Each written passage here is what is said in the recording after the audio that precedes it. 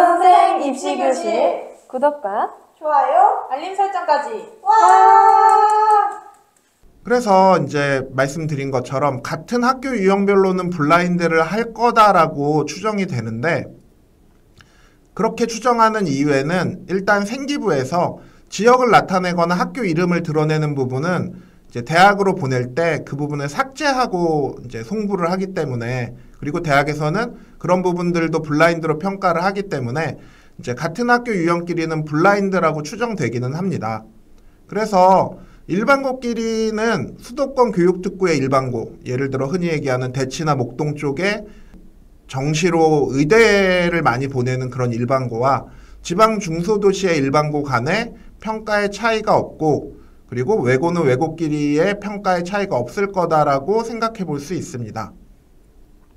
그리고 실제로도 교육특구 일반고 내에서 학력 수준이 높은 일반고와 그 같은 교육특구 내에서 학력 수준이 조금 낮은 일반고의 수시 실적을 비교를 해보면 큰 차이가 나지 않는다는 점을 봤을 때 대학에서 일반고끼리의 블라인드는 지켜지고 있다라고 볼 수 있을 것 같습니다. 그런데 입시 결과를 보면 어떤 수도권 과고와 지방 과고의 입시 결과가 좀 다르고요. 이제 수도권 과고가 지방 과고보다 서울대 기준으로 합격자 수가 좀 더 많고, 상위대학 기준으로도 이제 비슷한 결과를 보이고요. 수도권 외고와 지방 외고의 입시 결과가 좀 다르게 나타나거든요. 그렇다라고 한다면 블라인드를 한다라고 했는데 수도권 지역 특목고와 지방의 특목고가 입시 결과가 다르다면 그 이유는 무엇일지에 대해서 제가 내피셜로 분석을 해봤습니다. 자, 서울대 합격자 수를 보면 이제 2022년 조선일보 기사고, 그리고 2022학년도 서울대 신입생 고교별 합격자 수를 발표를 한 겁니다. 그래서 보시면 이제 자사고나 영재고, 특목고 등의 이제 합격자 수가 많고 그 순서대로 어떤 상위권을 차지하고 있다라고 보시면 되는데요. 그리고 이제 예를 들면 여기에 빠져 있는데 한 20에서 30위 사이에는 명덕 외고라든지 그 서울권에 있는 외고들이 그 다음 정도 순위를 차지하고 있거든요. 한 20명 내외로 이제 합격을 시킵니다. 그런데 지방에 있는 K외고, J외고, C외고 같은 경우는 같은 해에 이제 서울대 합격자 수가 많이 차이가 나요. 그렇다라고 한다면 완전 블라인드 처리를 했을 때 이 학생이 K외고인지 C외고인지 혹은 서울권 외고 출신인지를 어떻게 구분할까에 대해서 의문이 들 수 있을 것 같습니다. 그러면 이제 제가 뇌피셜로 생각해 봤을 때 대학들이 서울권 외고 학생들을 더 많이 합격을 시킨다라고 한다면 그 학교를 더 높은 수준으로 평가를 하고, 그러면 어떻게 그 학교인지를 알 수 있을까를 확인해 봤을 때 이제 외고의 경우는 서울이나 수도권 외고 학생들의 정원과 지방 외고 학생들의 정원이 다릅니다. 그래서 생기부상에 총 학생 수를 보면 그 학교가 어느 학교인지를 정확하게 추론해낼 수가 있어요.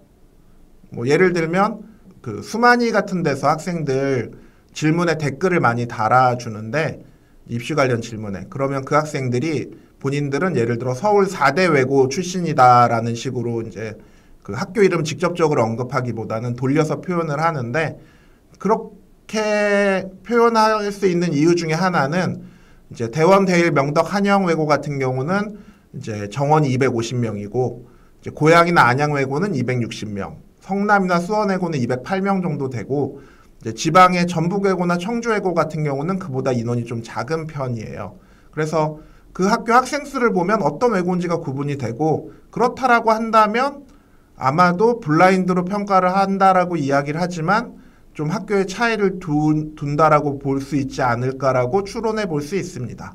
마찬가지로 이제 자사고의 경우도, 자사고는 전국자사고와 광역자사고로 나뉘는데, 전국자사고의 경우에 학생 수가 200명이면 하나고, 그리고 이제 그 과목들을 보면, 그리고 350명이면 외대부고, 160명이면 민사고인 것처럼 그 학교들을 구분해낼 수 있을 거라고 생각이 듭니다.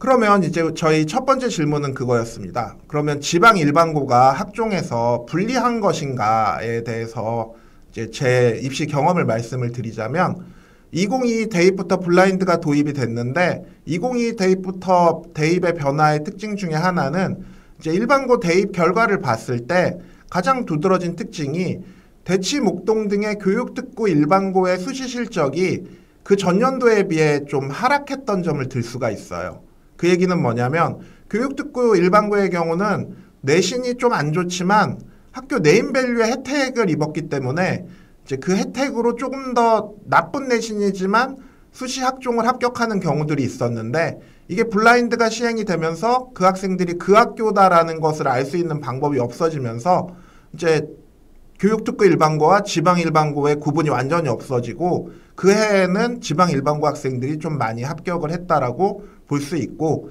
그 추세는 2023, 2024로 계속 이어지고 있다라고 생각이 듭니다.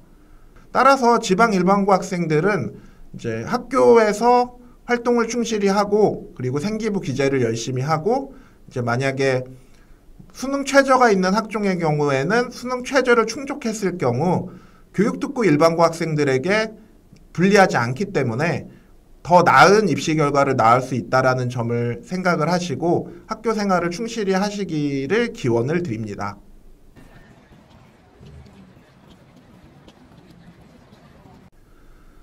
자, 임 선생의 뇌피셜 결론을 말씀드리자면 첫 번째, 학교 유형 간의 블라인드는 되지 않고 있다라고 생각이 듭니다.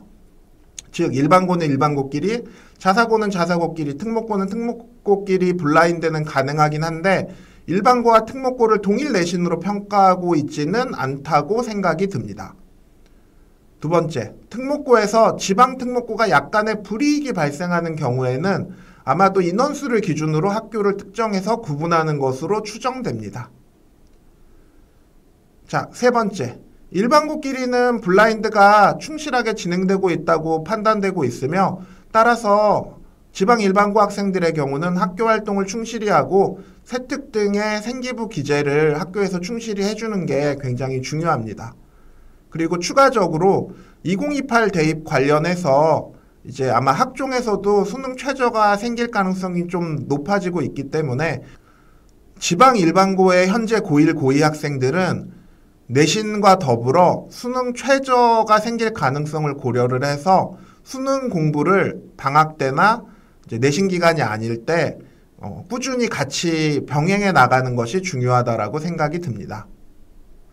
마지막으로 번외의 내용이 하나 있는데 일반고 중에서도 평균이 높고 표준 편차가 작은 학교가 있거든요. 흔히 말하는 내신 따기 힘든 일반고의 경우는 그런 학교들의 경우는 약간의 보정이 들어가는 것으로 보이기는 하지만 그게 확실하지는 않습니다. 이 보정이 들어가는 것의 근거로는 예를 들어 대학에서 그 내신을 평가할 때 인원수가 너무 작은 경우에는 그 보정 내신을 평가하는 것처럼 또는 그 뭐 외대 같은 경우에 이제 내신을 평가할 때 등급 내신 플러스 어떤 그 교과 전형에서 절대 점수를 반영하는 내신을 반영하는 경우가 있거든요. 그래서 종합적으로 봤을 때 약간의 보정이 들어가는 걸로 추정되기는 하는데 확실하지는 않습니다. 그래서 이걸 너무 믿고 상향 지원하는 경우에는 안 좋은 수시 결과를 얻을 수 있기 때문에 유의하셨으면 합니다. 어느 대학 가고 싶나요? 의대요. 스카이요. 인서울이요. 가자! 임선생 입시교실 외전 시청해주셔서 감사드리고요. 임선생 네이버 카페, 임선생 입시연구소에 더 많은 정보와 입시 자료가 있습니다. 입시 질문해주시면 제가 직접 이 댓글을 달아드릴 거고요. 다음 시간에도 알찬 입시 정보로 찾아뵙도록 하겠습니다.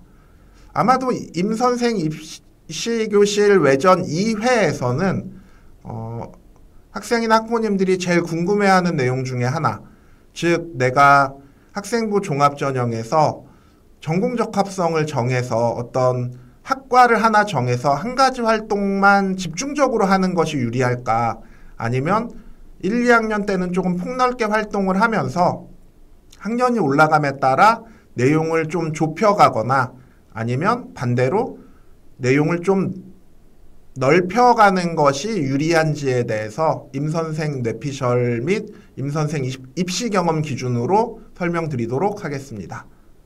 다음 시간에도 알찬 입시 정보로 찾아뵙겠습니다. 감사합니다.